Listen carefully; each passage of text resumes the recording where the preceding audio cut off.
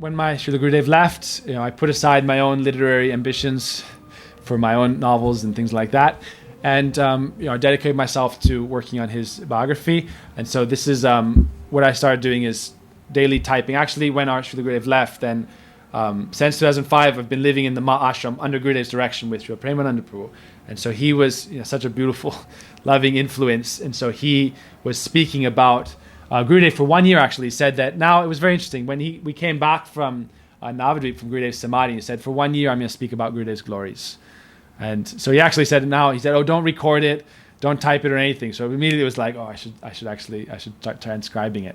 So when he started speaking these lectures, at that point I actually started transcribing daily. So those of you who know me, that like 6-7 years, every day, every class, I would just type. And that's how I got quite fast at typing. So it was kind of like, a challenge that you try to type it out as it goes, edit it as it goes, and kind of polish it immediately after. So that's what from 2010, it was 2010, the winter when my Srila Gurudev left. And then immediately after that, we became engaged in this kind of publishing work. And so for a couple of years, that whole year of lectures, I typed them out, started compiling them, editing them, also interviewing other sources, really working on preparing Srila Gurudev's biography. We published it in 2015 as Sri Guru Darshan.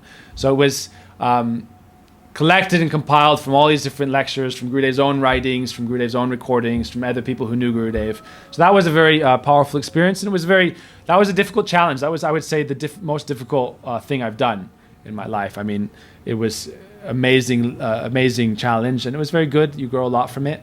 So in 2012, also just because of the different things I was doing, I was cooking many times. I was cooking and engaged in many other activities, many sadhana and bhakti, but also working on that. And then 2012, we started Bhakta Bandhav, which was, I was thinking at that point, to honor your Gurudev, you have to try to do your best to preserve his legacy. And Gurudev himself wanted there to be something that could help people, and give them a place, give them nourishment, give them loving care, and just in general be a service to their society.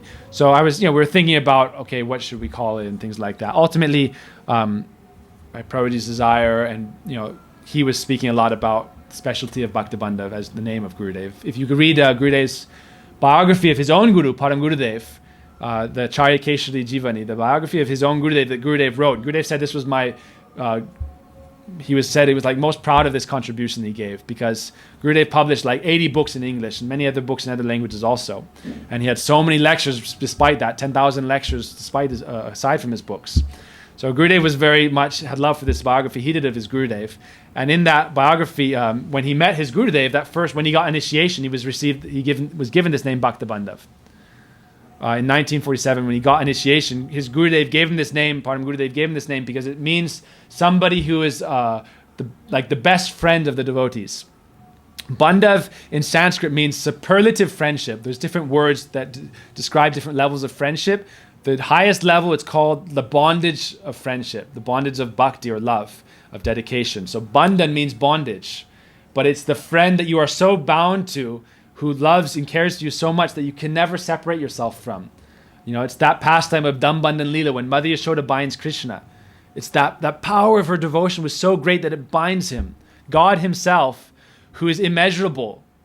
Like it said, Krishna's waist could never be bound despite her bringing miles and miles of thread and rope to bind him. It could never measure him because all the universes reside within his belly. That's described, he is Damodar. And yet she bound him with her love. So that's the meaning of Bandhav, friendship that is so powerful that you are intimately connected in such a way that you're inseparable. So that's why we say our Gurudev, Vaman Goswami Maharaj and Srila Chivakam Swami and Gurudev, they're described to be like three bodies of one soul because they were bound so tightly by that deep friendship. So because Gurudev embodied those qualities of care and friendship and service to the devotees, like he served and cared for Ananga Mohan, who had tuberculosis. He was Param Gurudev's closest sevak, servant, and he was a young boy and he became so sick, and tuberculosis at that time was like a death sentence. But our Gurudev cared for him for many months when he was in a sanatorium, and even had the danger of becoming himself, contracting that disease and dying. But because of his sacrifice in that service, and because of Param Gurudev saw those qualities in him, he gave him this title Bhakta Bandhav. And so Prabhuji was reinforcing the specialty of that, and because it wasn't something that people really so much talked about. It's in Param Gurudev's biography. It's in some other books also. It's in some introductions to Gurudev, but it's not something that was really focused on. And so he was saying, like, this is a really good term and name that shows the quality we should aspire for. The qualities of caring for others, the qualities of trying to be more selfless than selfish, meaning giving more than you take, sharing, more than you're trying to just take from others. That is, like, if you want to say, what are we about? What is the core of our mission here? It's about trying to serve, trying to care, trying to help, and keeping that. It's not always easy to follow, but keeping that always there. Like a name of something. It's something that it's always going to be there in front of you that has to remind you. No. This is I'm doing this wrong. I should do like this. And that's very important to set the culture. Like for me, growing up with Gurudev, very early on, it was like, wow, it was set very deeply in me that Gurudev's not just an ordinary person. Gurudev's an associate of Radha Krishna. Gurudev's, Srimati Radhika's kinkari, maidservant. So it's like a very, when you reinforce these things within you, it can help you create the culture. So Bhakta Bandhav, it's a culture of serving the devotees. And you see that here, we do that in Radha Kunj. It doesn't matter where you're from, which institution, or where we're, you can see during this coronavirus, every day we've been feeding thousands of the poor, downtrodden Brajbasis and taking to different villages, and the devotees since many years. Everyone is free to come for this daily feast in Radha Kunj. We serve, since the beginning, we've been serving hundreds of people every day. Now it's been increasing, 500, 600 every day, outside thousands of people. So it's trying to serve, provide for people. It's not just about speaking to them and giving the so-called the spiritual stuff, but also giving shelter. Like now, going back to New York, we're incorporating, we've already incorporated Bhakta Bandhav, and I started the website in 2012. So the mission really started in 2012, Kartik, when we started the website. It was never just like a website. I started in 2012, and every day we were publishing a lecture. We started publishing Gurudev's lectures, Prabhuji's lectures, and we were doing that from that time. But, then in 2014, also it became more defined. And then, in India, we've, incorporated, but it hasn't been incorporated. We haven't really started working on the ground in the U.S. So now going back to the U.S. in New York, we're incorporating there. So the Bhakta Bandhav mission, it was being incorporated there. And, the culture is one of serving, in that, why I mentioned that, because Prabhuji's helped us, write the articles of incorporation. What is our, we're not just, we are doing all the bhakti spiritual stuff, kirtan, harikatha, pilgrimages, but also what's most important, prasad distribution, without any idea of remuneration, like, I'll give you this, it's about service. In other places where we were with Prabhuji before, it was like, no, you can only feed people if you charge a ticket. And it was like, he's very strong against that. He said, that's not the mood of bhakti. In Navadvip before, when people were trying to, there's stories actually, sometimes they say Vaishnavas are softer than a petal, lotus petal, but harder than a thunderbolt. And we've seen that when people go against the mood of the Dharma of Mahaprabhu. You can see the Vaishnavas become like a lion, like Nrsingadev. For the devotees, Nrsingadev is an emblem of so much love and affection. But for those who are not following that bhakti mood, it's terrifying. So sometimes Vaishnava can exhibit that chastising mood of Nrsingadev, and it's very difficult to deal with. And in Navadvip is when we had the brahmacharis who were serving, quite honestly, like all day. We were serving from the moment we got up, because Navadvip, 15,000 people feeding. We were we were doing the work. We had some hired cooks from Orissa, who were you can see videos of them cooking in walks the sides of small swimming pools. So doing all the veggie cutting for that, doing all the distribution of that, all day and night sweating, and really, like you could say, squeezing yourself, all your energy out in that seva. Param Gurudev would say you should try to, like when you make rasgullas, you have to boil the milk, churn it, put the agent that takes out the curds, then you squeeze them, and then you paste them. So he said you should learn to paste your body in seva. Then you can make a rasgulla. Or like chandan, you should learn to paste the chandan, and then you can get that essence. So really, Navadvip was a time like that. But then what happened is that people were saying, the brahmacharis, they don't have the wristband, and they haven't paid for this, they cannot go into the place to eat. So it was like very ferocious at that time. There was some deep impressions that came from that time. So, Prabhuji is very against that. So in our Bhakta Bandhav thing, we're all about, caring for people, serving prasadam to people, and then also kirtan, harikatha, all, festivals, events. Not only that, but medicine. In Navadvip, every day, Prabhuji would serve. We'd serve throughout the whole day, cutting and cleaning and cooking and talking to people. But then for like 3 hours in the evening, he would pass out medicine. Not only to the devotees, but to all the pilgrims, 10,000, 15,000 pilgrims, to all the workers. And he would just sit there and like people would come, oh, I have this problem, I have this problem. Okay, you need this, you need this. And, we had many other people also doing similar activities. But, for 3-4 hours, he would sacrifice.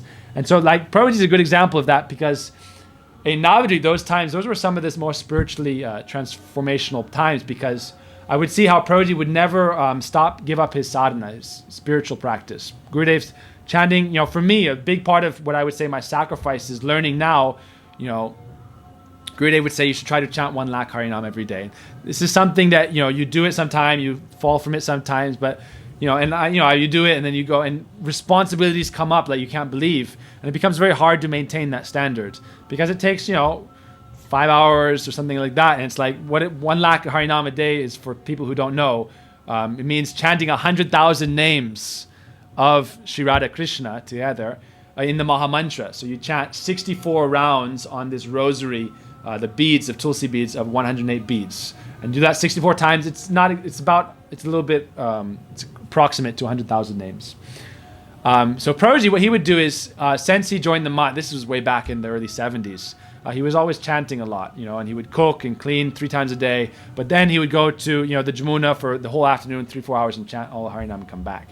So I would see in Navadvip, we would be busy from literally like 6 a.m. to 10 p.m. So 6 a.m. you cut all the veggies for the lunch meal, and again, huge amount of people. So you're busy with that for hours, and cooking and cleaning, arranging everything, feeding the pilgrims, sending out the prasad to go to the festival site.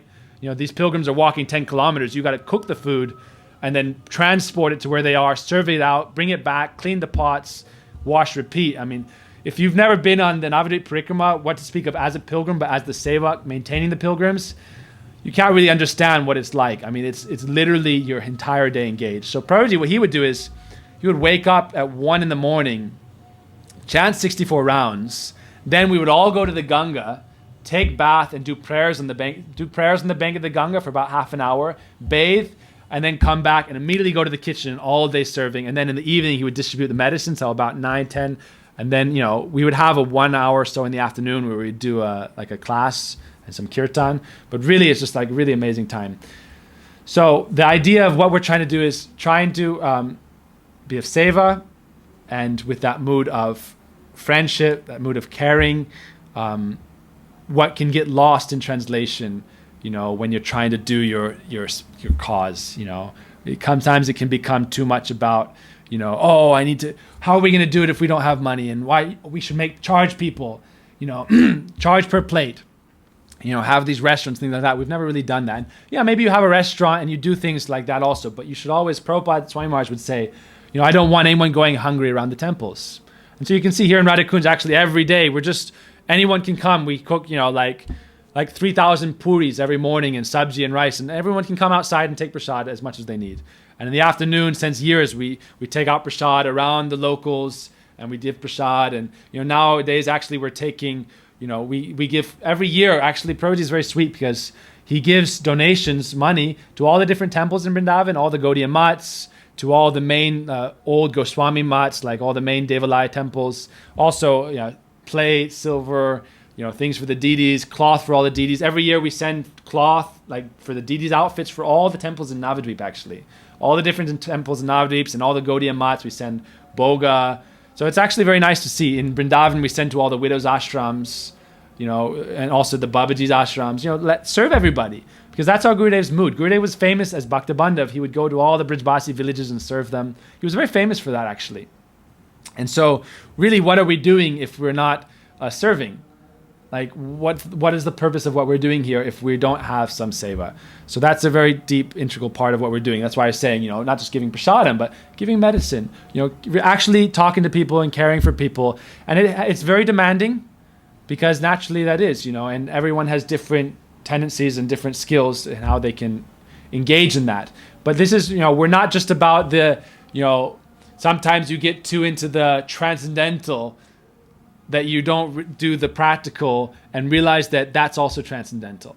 Serving people isn't a material thing. Feeding people with prasadam. Prasadam, we're not doing, some people make missions and they say, just give them whatever, feed them. And then they feed them meat. And it's like, that's not actually caring for them either, because it's creating such bad karma that they're going to suffer from it. So give them prasad, which is mercy, in the form of pure foodstuffs, offered with love, prepared with love, served with love. Then all it gives is helps uplift the consciousness and maintains and helps the body. And so realizing that that's actually transcendental as well.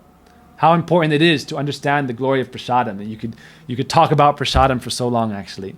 So this is what we're trying to do with Bhakta Bandhav. We did it in 2012 with a website. We've been doing it in our ashrams here. And gradually we're doing it in other places as well. There's devotees in Russia. There's devotees in Lithuania. There's devotees in America and other places as well. England as well. But now we're trying to go to America and start things there. We're starting a center there. The reason we're going to New York actually to start is just to honor Srila Prabhupada. That's where he started his mission, sent by his Gurudev. He started his mission in the West, in the New York area. And from there he branched out everywhere. So we're going to, it's not like we're starting something actually. That's another, I'll try to go over this again without too much detail, because it's the kind of thing that you can get into for a long time. But in 2014, I spent it was a deep time of introspection and, people asking, okay, about what is your mission? What is the Bhakta Bandhav mission really? And because that's, we're incorporating it even now. But for me, it's really important to remember what you're part of, and not try to, you see this in the course of history, people who try to, the idea of the tyrant, the idea of trying to exert control over something that's not really yours. I think that's very important. Not being the hero to the extent that you become the tyrant. They say that's why it's so important ultimately to, like we were talking about before, I haven't published these podcasts, but when is it time to renounce the mission itself and retire completely? And like the case with the Pandavas and Krishna after Kurukshetra, after they won their kingdom, then Arjuna was with Krishna in Dwarka, and Krishna soon after left, and all the Yadavas, there was this whole fratricidal conflict there, and Dwarka sunk, and very immediately after Krishna left, Arjuna came back and they immediately renounced the mission, meaning like they had worked so hard to get this, and then they gave it up without looking back for a moment. Yudhisthira, he immediately adopted this, what's called like the Mohan Brat. He established Arjuna's grandson Parikshit Maharaj as the emperor, and then he just walked off. He didn't talk to anybody, he put on rags, and he pretended to be like a complete dumb imbecile, really, not talking to anybody, and just wandered off, and everybody wandered off, and they all went. That's the idea of sannyas. Ultimately, sannyas is like, for us, it's, there's different stages of it, but really, ultimately we have to give up this realm and not be attached to it. And the problem of being too attached and trying to exert sometimes too much influence is you try to start to think that, no, this is mine. I started this, or this other person started this, and I incorporated this, and this is my entity. Or this is this other person's entity, and now I'm in conflict with these other entities. And so for me, seeing the history of not only spiritual movements and religious institutions, but just world history in general, and being jaded from that, I didn't want to be part of a new version of that. And, naturally in a material existence, things will take on qualities that you may not find always being ideal. But having the presence of mind to see the higher, again, this like that superstrata that is presiding over everything, and offering yourselves in service to that, realizing that no, I am not the doer. Krishna says very strongly in the Gita that having this doer mentality is a symptom of ignorance. He says, Prakriti kriyamanani guya karmani sarvasa hankara vimudatma karta hamiti manite. Those persons in ahankar, pride, false ego and ignorance, deep ignorance, think I am the doer of everything. It's actually in the 16th chapter of the Gita, there's a verse that says, Ishvaro hamaham bogi siddhoham balavansuki. And it's when describing the qualities of those who are demonic, Krishna says they think, I am the Lord and Master. Ishvaroham, I am God. Ishvaroham, aham sukhi, I will be very happy, I will do sacrifice, I'm very powerful, I will exert my control over others. And this idea of controlling everything can very easily lead you down a path to becoming the tyrant. And then when you're the tyrant, you start becoming desensitized to the needs of others and just seeing them as objects that you can exploit for your own gratification. And so I feel like there is a big danger in this age of Kali. We're in the age of deceit and hypocrisy.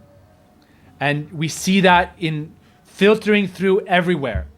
You know, in political movements, in religious movements, there's always going to be an element of that because it's part of the nature of this age. Tamagun, ignorance and deceit and hypocrisy. It's part of the nature of this time we're in, according to our scriptures. And we can see it practically. It's not just a theory. We can see this practically.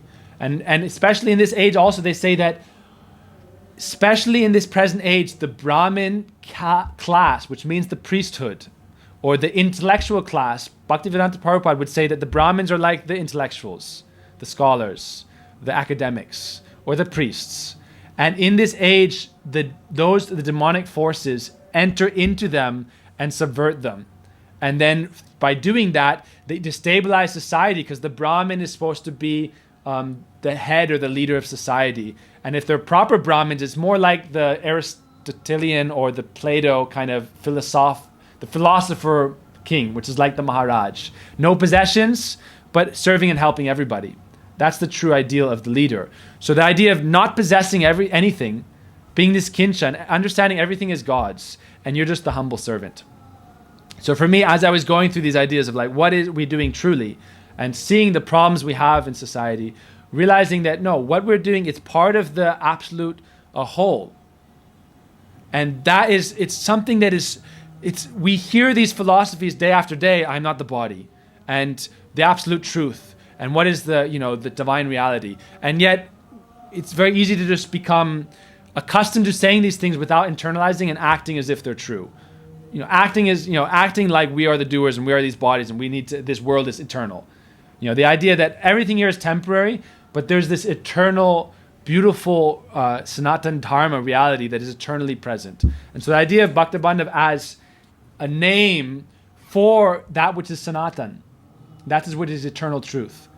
And so for me, that was a big realization for me. It's not about creating something in this world and considering yourself like a creator of some kind of institution, because that's a mundane conception. Really understanding that, like our Gurudev would say about Iskcon, Iskcon is eternal because it's a name, nomenclature. It's a name for something which is eternal, this process of developing pure consciousness, Krishna consciousness.